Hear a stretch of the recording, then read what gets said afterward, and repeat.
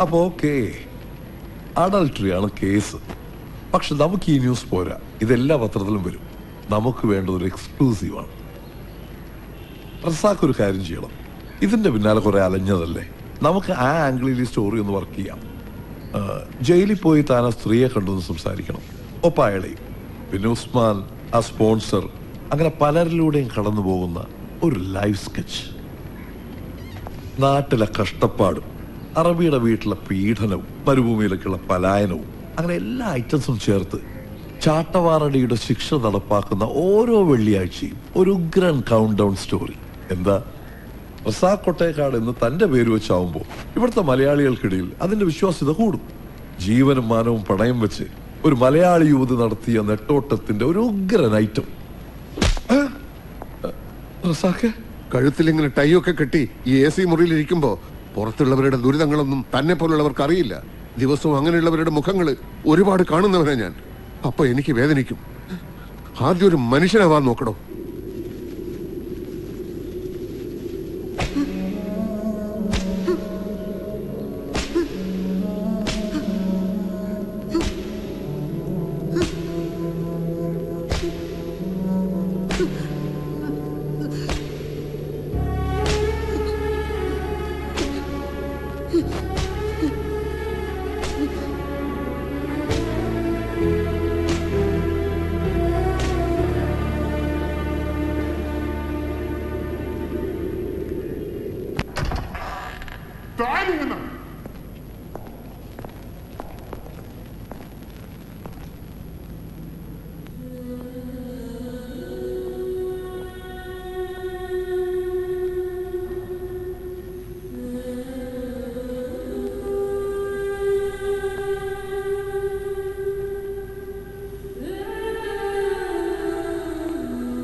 ഞാൻ റസാഖ്, റിയാദിലെ ഒരു സോഷ്യൽ വർക്കറാണ്.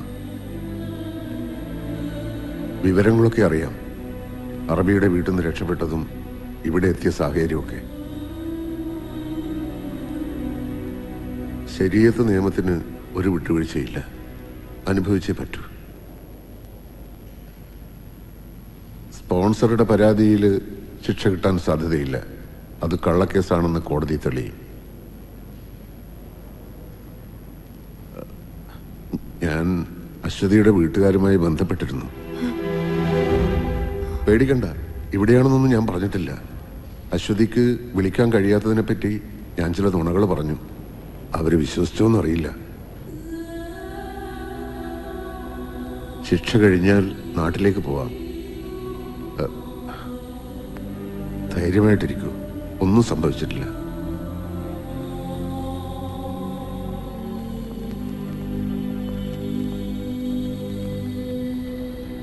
നമ്മൾ തമ്മിൽ ഒരു പരിചയമില്ലല്ലോ, പിന്നെന്തിനാ? മുൻപ് പരിചയമുണ്ടായിരുന്നത് കൊണ്ടാണോ അശ്വതിയെ രക്ഷപ്പെടുത്താനായി നിങ്ങൾ കൂടെ കൂട്ടിയത്? തമ്മിൽ പരിചയപ്പെടാനായി പടച്ചോൻ കണ്ടുവച്ചൊരു വഴിയാണിത് എന്ന് വിചാരിച്ചാൽ മതി.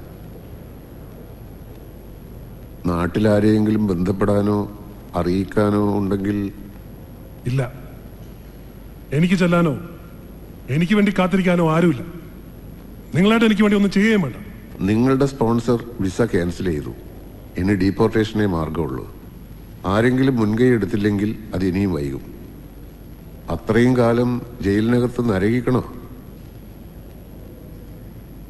ആരും കാത്തിരിക്കാനില്ലെങ്കിലും സ്വന്തം രാജ്യത്തേക്കല്ലേ മടങ്ങുന്നത്? ആ രാജ്യത്തിലെ ജീവിതത്തിൽ നിന്ന് രക്ഷപ്പെടാനാ 15 കൊല്ലം മുമ്പ് ഇവിടെ എത്തിയത്. എന്നിട്ട് രക്ഷപ്പെട്ടോ? ഒരു പാവം പെണ്ണിനെ പെരുവഴിയിലിട്ടിട്ട് പോരണ്ടാന്ന് കരുതി ആ കൂടെ കൂട്ടിയത്. എന്നിട്ട് അവര് രക്ഷപ്പെട്ടു. കുറെ കാലം മരുഭൂമിയിൽ ജോലി ചെയ്ത ആളല്ലേ. ഒരു പച്ചപ്പിനും വേരുപിടിക്കാൻ പറ്റില്ല എന്ന് തോന്നുന്ന വരണ്ട മണലിലും ഇടയ്ക്ക് ചില തളിർപ്പുകൾ കാണാറില്ലേ? മരുഭൂമിയിലെ പൊള്ളുന്ന ചൂടിനെ ആ ചെറിയ ചെടികൾ തോൽപ്പിക്കുന്നത് കണ്ടിട്ടില്ലേ? ഒരു കുഞ്ഞു വിത്തിന് അത്രയും കരുത്തുണ്ടെങ്കിൽ നമ്മൾ മനുഷ്യന്മാർക്ക് എന്താണ് താങ്ങാൻ പറ്റാത്തത്?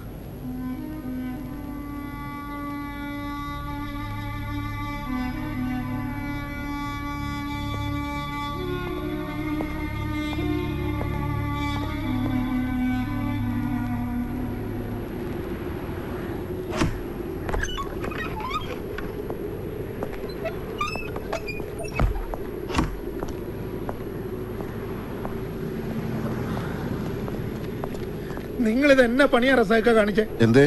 ദിവസവും കയറി ഇറങ്ങണല്ലേ എംബസിയിൽ? എത്ര തവണ ഞാൻ പറഞ്ഞതാ പാസ്പോർട്ട് എക്സ്പയർ ആയി, പുതുക്കണമെന്ന്. നാളെ ആട്ടെ മറ്റന്നാളാവട്ടെ എന്നും പറഞ്ഞ് നീട്ടിയച്ചിട്ടിപ്പോ മറ്റുള്ളവരുടെ കാര്യത്തിനായി നടന്നിട്ട് അവനവന്റെ കാര്യം വന്നപ്പോ ഇന്ന് വ്യാഴം നാളെ വെള്ളി 2 ദിവസം മുടക്കുമല്ലയോ? അതിനിപ്പോ എന്റെ പാസ്പോർട്ട് അർജന്റായിട്ട് പുതുക്കിയിട്ട് എന്തിനാണോ? ഇപ്പഴാ നാട്ടിൽ നിന്ന് ഫോൺ വന്നത്. അപ്പൊ നിങ്ങൾ അതിനകത്തും. എന്താ കാര്യം? ഇക്കടെ ഉമ്മ പോയി റസാക്ക.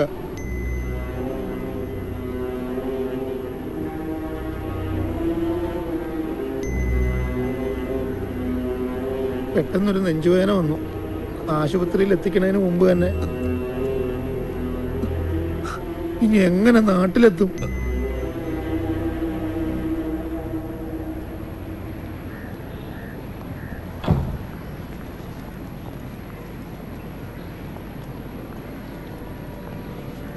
റസാക്ക,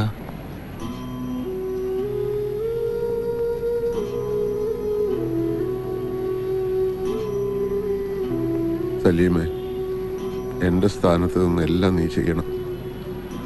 പള്ളിക്കാരോട് പറഞ്ഞിട്ട് പാപ്പാന്റെ കബറിന്റെ അടുത്ത് തന്നെ ഉമ്മാക്ക് കബർ വെട്ടണം.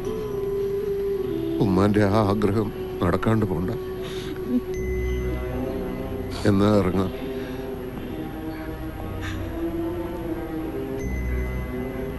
ഞങ്ങളെല്ലാരും ഇവിടെ മയ്യത്ത് നിസ്കരിക്കാം. ഉമ്മാക്ക് വേണ്ടി എനിക്കിനി അതല്ലേ ചെയ്യാനുള്ളൂ.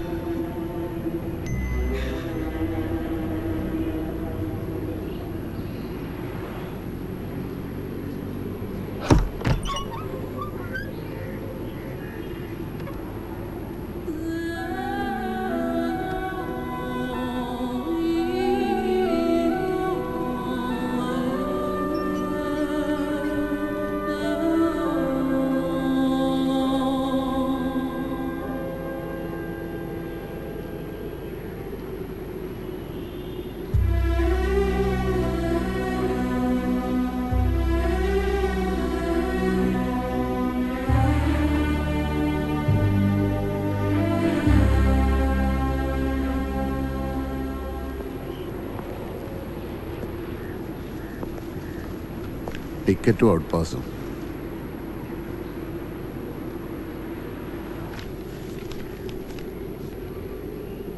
ഉറക്കത്തില് നമ്മൾ ഒരുപാട് ദുസ്വപ്നങ്ങൾ കാണും. ഉണരുമ്പോൾ അതൊന്നും ഓർത്ത് വെക്കാറില്ലല്ലോ. ഇവിടുത്തെ ചെറിയ കാലത്തെ ജീവിതവും അതുപോലൊരു ദുസ്വപ്നമായിരുന്നു എന്ന് വിചാരിക്കണം. സഹിച്ചതെല്ലാം ഈ മരുഭൂമിയിൽ തന്നെ ഉപേക്ഷിച്ച് വേണം വിമാനം കയറാൻ.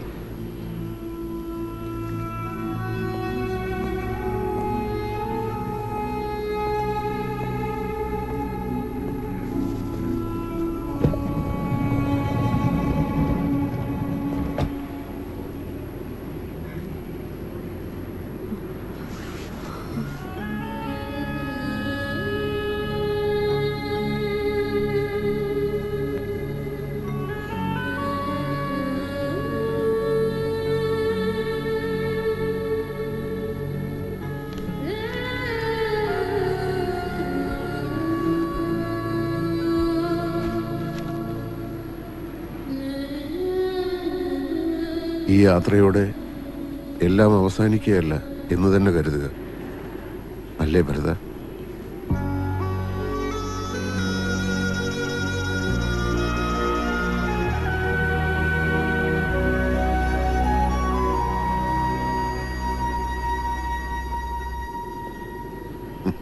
ശരി.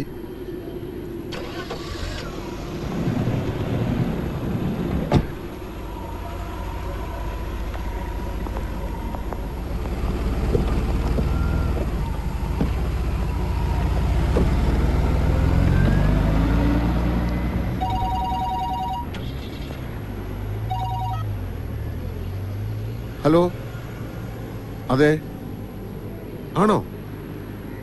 ഏതാശുപത്രി? ഞാൻ ഇപ്പൊ തന്നെ എത്തിക്കോളാം.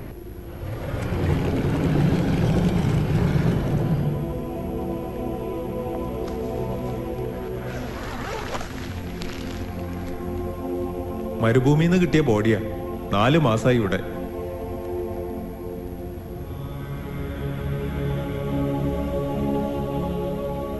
ഇല്ല, എനിക്കറിയില്ല.